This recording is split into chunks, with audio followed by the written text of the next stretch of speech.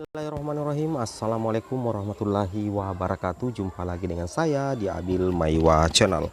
Jadi teman-teman, channel ini merupakan channel pendidikan tempat kita berbagi tentang aplikasi pendidikan, Microsoft Office, serta tips dan triks komputer. Jadi pada video kali ini teman-teman ya, kembali lagi admin akan berbagi sebuah video informasi yang dilansir di jpnn.com hari Kamis kemarin 24 Februari 2022 pukul 8.27 waktu Indonesia Barat, yang mana informasi ini berjudul Acuan Dapodik Desember 2020. Syarat NIP minimal masa kerja 3 tahun. Di sini ada kata aneh. Oh sorry teman-teman ya. Oke, kita langsung lanjut saja. Di jpnn.com ya, Jakarta ya, di sini dikatakan Ketua Forum Guru Honorer Bersertifikasi Sekolah Negeri FGH BSN Nasional Rizky Safari Rahmat mengungkapkan keheranannya atas munculnya surat BKN. Jadi banyak sekali ya rekan-rekan guru honorer yang kaget tiba-tiba kaget karena adanya surat BKN tertanggal 14 November. Jadi seperti itu teman-teman ya, bahwasanya surat dari BKN itu sangat membuat teman-teman guru honorer yang sudah ikut pemberkasan P3K jadi panik ya. Karena di sini dikatakan bahwa surat Badan Kepegawaian Negara BKN tertanggal 14 Februari 2022 itu muncul saat pemberkasan penetapan NIP P3K guru dan non guru di tengah berjalan.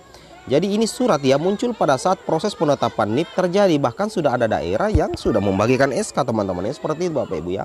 Di sini dikatakan Rizky tergelitik dengan inti surat BKN perihal tambahan persyaratan usulan penetapan NIP berupa surat pernyataan tanggung jawab mutlak atau SPTJM dihubungkan dengan masa kerja, seperti itu Bapak Ibu ya.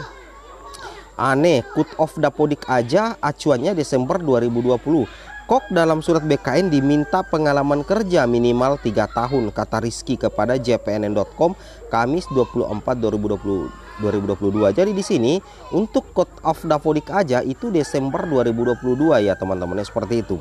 Perubahan syarat di tengah pemberkasan NIP P3K itu lanjutnya berpeluang menyebabkan terjadinya banyak lulusan pendidikan profesi guru, guru swasta maupun guru honorer baru dinyatakan TMS alias tidak memenuhi syarat, seperti itu ya. Tapi admin katakan mudah-mudahan tidak terjadi ya.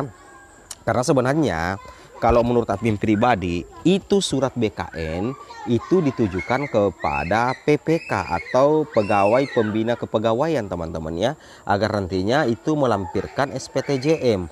Artinya di sini surat itu mengintikan bahwa harus ada SPTJM untuk memastikan bahwa data yang disodorkan oleh guru honorer yang lolos P3K itu ataupun non guru itu bisa dipertanggungjawabkan oleh BKD atau panitia pembina kepegawaian, seperti itu Bapak. Itu sebenarnya makna dari surat itu. Jadi teman-teman itu jangan terlalu bimbang dan jangan juga terlalu khawatir, seperti itu. Nah di sini katakan lagi, kita lanjut. Hal itu sangat disayangkan Rizky karena informasi beredar setelah pengumuman hasil seleksi kompetensi dan saat masa pemberkasan NIP. Semua peserta tahu aturan minimal pengalaman kerja 3 tahun loh. Dia membandingkan dengan Permenpan RB nomor 29 tahun 2021 tentang P3K non guru yang terang benderang mencantumkan syarat masa kerja, seperti itu Bapak Ibu ya.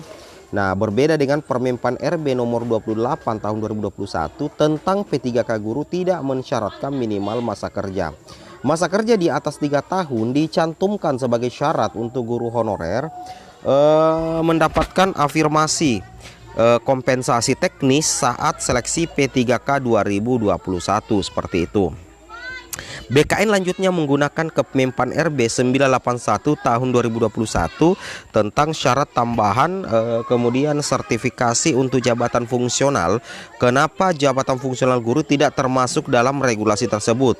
Kepmenpan RB 981 2021 mayoritas jabatan fungsional P3K non guru.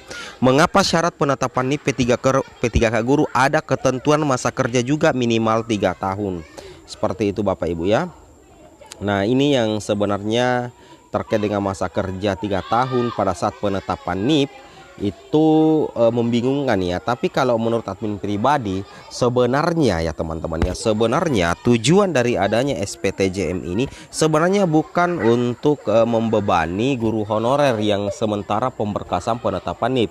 Justru sebenarnya ini menguntungkan agar nantinya tidak ada guru yang mengirim, tidak ada guru atau non-guru yang datanya tidak valid atau palsu bisa menjadi P3K. Itu sebenarnya tujuannya agar PPK bisa melampirkan SPTJM sebagai bentuk pertanggungjawaban bahwa verifikasi berkas yang dilaksanakan di tingkat PPK kemudian disodorkan ke BKN itu valid teman-teman ya. Sebenarnya seperti itu sih sebenarnya maksudnya teman-teman. Jadi istilahnya intinya di sini itu teman-teman jangan terlalu khawatir dengan informasi ini seperti itu, dan intinya pemerintah tetap akan memproses NIP teman-teman apabila apabila dokumen yang teman-teman sodorkan kemarin itu memang valid.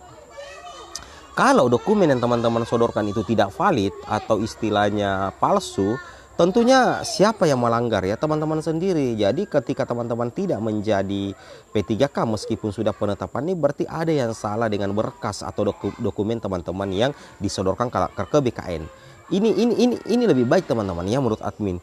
Apa bedanya ketika teman-teman sudah menjadi pegawai pemerintah dengan perjanjian kontrak kerja ya atau P3K, kemudian di tengah perjalanan ketika teman-teman sudah berstatus P3K ditemukan ada data yang palsu, ditemukan data yang tidak valid, maka tiba-tiba teman-teman diberhentikan, itu kan jauh lebih menyedihkan lagi teman-teman ya. Itu jauh lebih menyedihkan lagi menurut admin pribadi. Jadi kalau menurut admin pribadi dengan adanya surat BKN tertanggal 14 Februari itu sebenarnya mengantisipasi guru honorer yang datanya tidak valid atau palsu dengan non guru itu bisa menjadi P3K. Artinya di sini istilahnya ada filterisasi yang dilakukan oleh BKN sebelum teman-teman mendapatkan NIP P3K, baik itu guru ataupun non guru. Seperti itu Bapak Ibu ya.